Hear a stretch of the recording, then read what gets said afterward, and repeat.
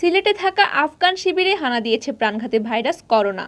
Afghanistan cricket দলের 23 জনের মধ্যে 11 জনের শরীরেই মিলেছে করোনা ভাইরাসের উপস্থিতি। পজিটিভ হওয়া 11 জনের মধ্যে 8 জন হলেন ক্রিকেটার, বাকি 3 জন টিম স্টাফ। তবে পজিটিভ শনাক্ত হওয়া কারোর শরীরে করোনার তেমন কোনো উপসর্গ নেই। বিষয়টি মঙ্গলবার 15 ফেব্রুয়ারি বাংলাভিউকে নিশ্চিত করেছেন সিলেট জেলা civil surgeon doctor SM Shahriar. তিনি জানান, গতকাল আফগান ক্রিকেট টিমের সবার শরীরের নমুনা নিয়ে Sylhet MAG Osmani medical college হাসপাতালের PCR ল্যাবে টেস্ট করা হয়। পরে 11 জনের রিপোর্ট পজিটিভ আসে। আক্রান্ত সবাই এখন সিলেট নগরের একটি অভিজাত হোটেলে আইসোলেশনে রয়েছেন। আবহাওয়া ও কন্ডিশনের সঙ্গে মানিয়ে নিতে আগেভাগেই বাংলাদেশে চলে এসেছিল আফগানিস্তান ক্রিকেট দল।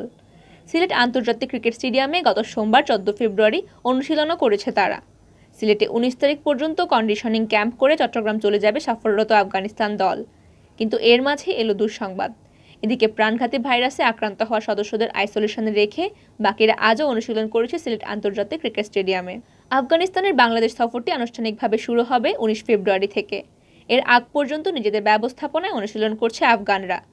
এখন রয়েছেন সিলেটে। এবারের সফরে 3টি ওয়ানডে ও 2টি T20 খেলবে আফগানিস্তান। ওয়ানডে সিরিজের ম্যাচগুলো হবে চট্টগ্রামে।